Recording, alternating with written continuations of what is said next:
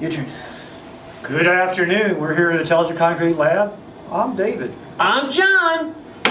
I keep wanting to say, and we're here to talk to you today about the handheld pen. No, you can't say that. We're here today talking about concrete, and today's topic has to do, well, we were talking about bridges. We've got more of a general topic now, a general question. Has to do with cracking. Cracking. Ooh, bad cracking. We don't like cracking. We don't like cracking. Although, I have met a lot of people that say, well, you're using concrete, and concrete starts with the C because it cracks. In 32 languages, concrete starts with a B.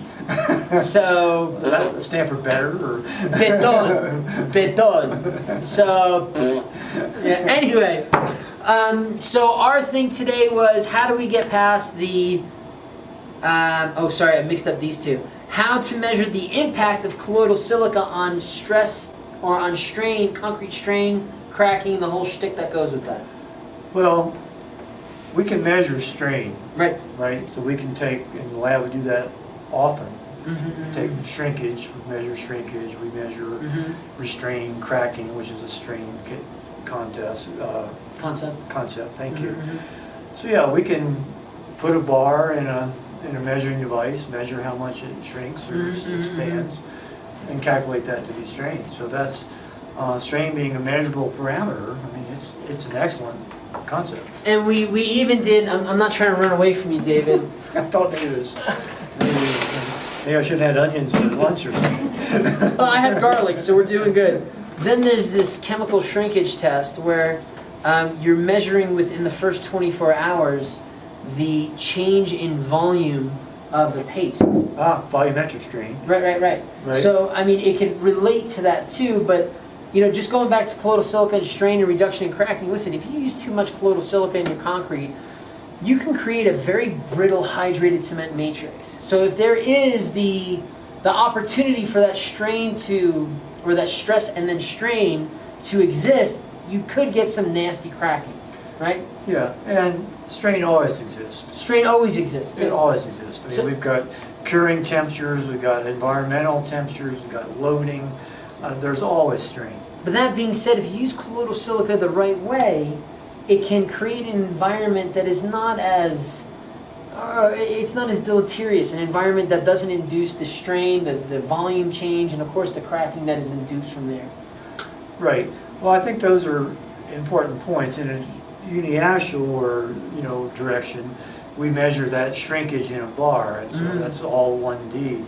But the volumetric strain obviously is an extremely important concept. So this test that we got, this is the ASTMC 1608 test, and it's only a paste test.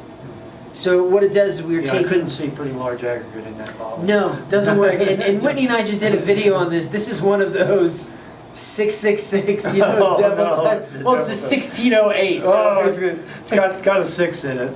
Right, and I believe Dale Bentz from NIST was one of the folks who brought it to our industry. So it really is an interesting test, to say the least. Those NIST folks, they're good scientists. It's like the folks at the Bureau of Reclamation. Oh, come on now, be careful. Great scientists. They're great engineers there.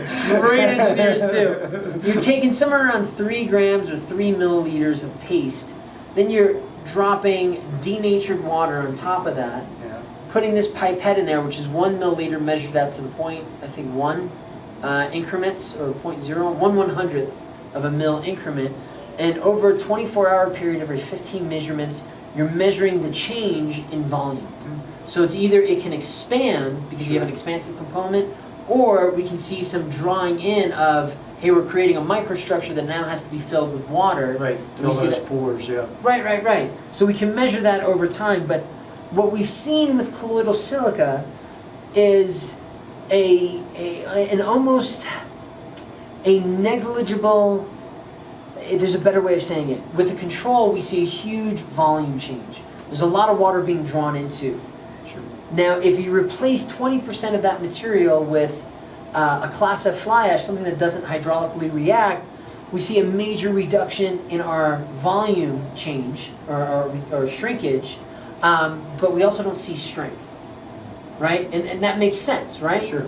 When we add colloidal silica, either at the equivalent amount or a fraction of, we see this stagnant volume change. I mean, it happens because it has to go through some thermokinetics of cement hydration, but it doesn't reduce as much as the control without fly ash, and we still get the strength development as if we had a straight cement mix. Does that make sense? It does to me. I mean, just kind of as more of an amateur about this. I mean, we know that these colloidal silicas are really small, and so they have particle packing, so they fill up the spaces, and then they bind very tightly, so that eliminates the transmittal and transport of water in and out. So we also get accelerated cement dissolution, so we're using more of that water up and binding those alkalis and creating almost like a glassy nature of water, so we don't have that volume change from that water evaporating or being drawn elsewhere. Yeah, and controlling volumetric strain, that's very important because, I mean, cracking happens. So what causes cracks? Well, it's really the strain that causes the cracks. I mean, we can get cracks in compression through maximum loads or ultimate loads or whatnot, but it's really the tension side that we have to worry about because the tension component, tension strength is so small. So when we get those tension strains, I mean, it just pulls it right apart. And so if we can control the volumetric tension or the tension in any direction, then clearly that's going to be an improvement. Especially in areas where we have restraint, like the localized areas around our steel. Right. I mean, steel is specifically designed so we don't have to put that much in there to get an embedment line. There's going to be some restraint around there, and if we take, let's do the opposite. Instead of taking a mix that has a control of that volume shrinkage, let's swing the pendulum the other way. Put like 5% calcium chloride in the mix on a 110-degree day out in New Jersey, and that restraint around the rebar, I mean, it will cause cracking at the place where we don't want it to, as well as the outside fibers. Well, sure, the steel's really strong, so it's going to stay strong. It's going to, you know, what concrete is immediately around that, it's going to be gripped, if you will, through the embedment strength. And then the other concrete is on its own, you know. You're on your own. God bless you, God's will. I mean, you know, never a truer word was said, David. Have a nice day, have a nice trip. I mean, you know. What do you think? Okay, I know we've got to end this off here. Let's end this off with a question for you, David. This is one of those epiphany moments. What do you say, especially when it comes to precasters who are doing structural elements for bridges, and they go below that 2-inch cover, and they want to, like, how do we still use this? And you're below that 2-inch cover for your steel on your tension side. What do you say to them? I say, look at the spec. That's what I say. You know, the 2-inch cover is for rebar. It was designed for environmental conditions.